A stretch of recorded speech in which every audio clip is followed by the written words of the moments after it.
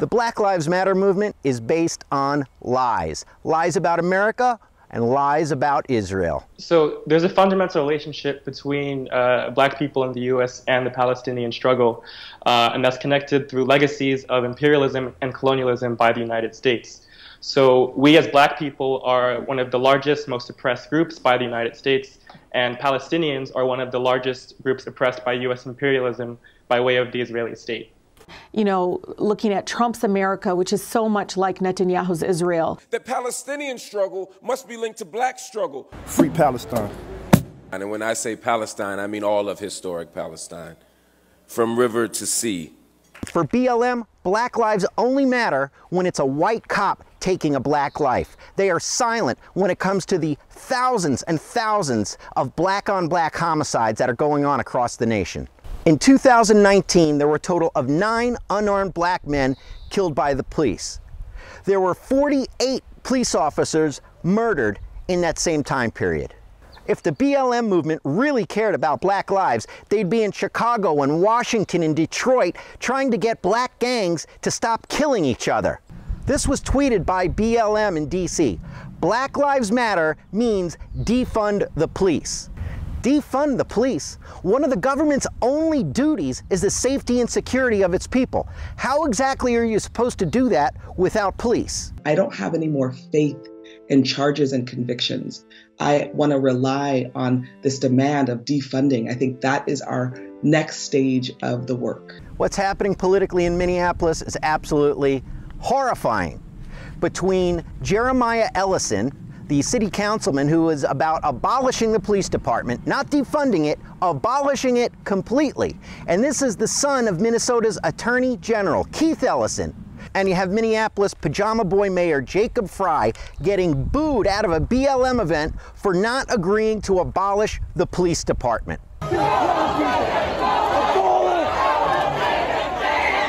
Here you have infamous anti-Semite and Israel hater, the Congressman Ilhan Omar, calling to dismantle the police. Not only do we need to disinvest in police, but we need to completely dismantle the Minneapolis Police Department.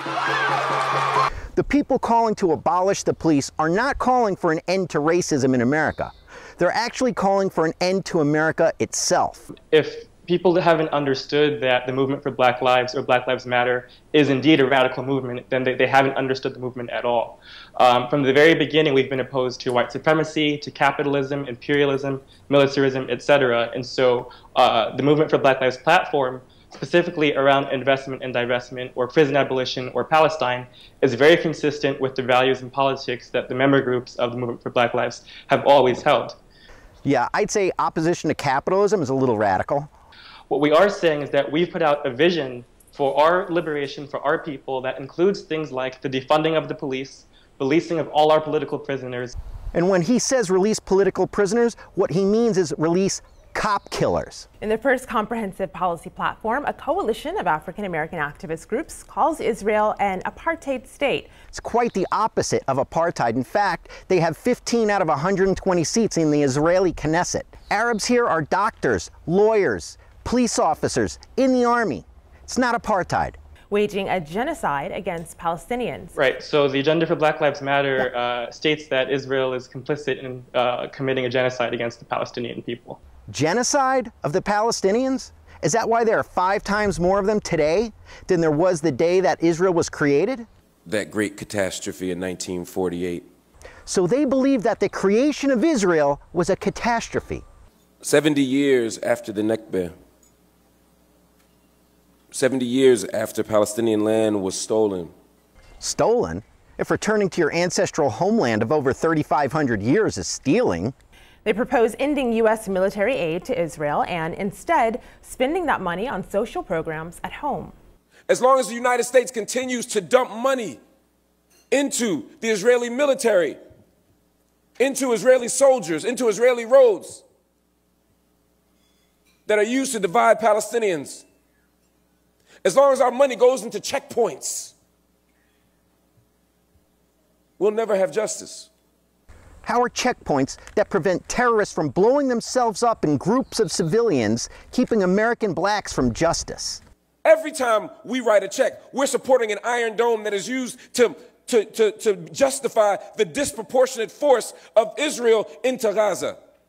Iron Dome is strictly used to intercept incoming rockets and missiles. It is never used as an offensive weapon, and it's certainly never been shot into civilian areas in Gaza. If we're talking about the relevance between Chicago and Palestine, the billions of dollars that are spent or given by the U.S. to Israel and Egypt and Jordan to maintain the occupation could very easily be spent on education, on healthcare, on social welfare for us in the United States. So when you get into Congress, will you vote against U.S. military aid for Israel? Absolutely. Foreign aid to Israel is actually an investment for America. It makes it money and creates jobs. We see the connections between the police, right here in D.C. We see police going to Israel to be trained, coming back using tactics almost exactly like we're seeing in Jerusalem. When you see D.C. police drive around with lights on, no matter what's happening, that's a tactic they picked up from the Israeli security forces. Boy, cops driving around with their lights on is real oppressive. It's actually a means to prevent crime by letting people know that there's a police presence. Can somebody remind me of a staunch pro-Israel organization that has come out in support or stood up against the killing of unarmed black people by law enforcement in this country? If you know one, I want to know who they are, because I don't see that happening, right? Linda, Jews and Jewish organizations around the world have denounced police brutality and specifically what happened to George Floyd.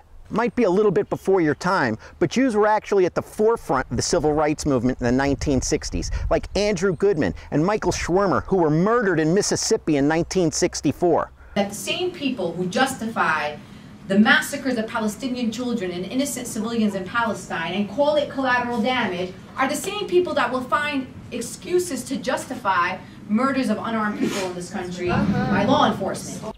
If that's not stoking the flames of anti-Semitism, I don't know what is. Maybe that played a little role in why blacks were attacking Jews in New York on an everyday basis prior to the COVID-19 lockdown, or why vandals and looters were targeting Jewish-owned stores and synagogues in Los Angeles. And Linda, why have I never heard you say anything about your Muslim brothers and sisters still slave trading black Africans to this very day? Some people are being sold. Yes. Some people are being sold. Is this something you've heard about? Can you tell us about Sure. that? Tell us. I was sold. What happened? On my way coming, I was sold. The Student Nonviolent Coordinating Committee said that Israel is wrong, that Zionism is an evil. Zionism is evil? Well, Martin Luther King equated anti-Zionism with anti-Semitism. Martin Luther King was also a big supporter of the State of Israel. Israel must exist and has a right to exist and is one of the great outposts of democracy in the world. Palestine will once again be returned to its rightful owners. Well, on that I agree with you. Judea and Samaria will return to full Jewish sovereignty. Violence can be defeated, excuse me. Although violence can defeat too. They let the truth slip out every now and then. When I stood in the West Bank, there were black people out there screaming, Philistine Hurrah. Palestine Hurrah Hurrah. Palestine Hurrah Hurrah. Ihtilal Barra Barra. Ihtilal Barra Barra. And there were Arabs screaming Black Lives Matter. Black Lives Matter. Black Lives Matter. Americans, get off your knees and stop apologizing for things that you're not guilty of. Please, try and see the truth.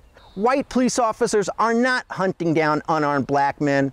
The Israeli army is not hunting down unarmed Arabs. Don't believe the lies that BLM is saying and that the mainstream media is parroting. Show me where it says that protests are supposed to be polite and peaceful. And come November, everyone, please vote intelligently.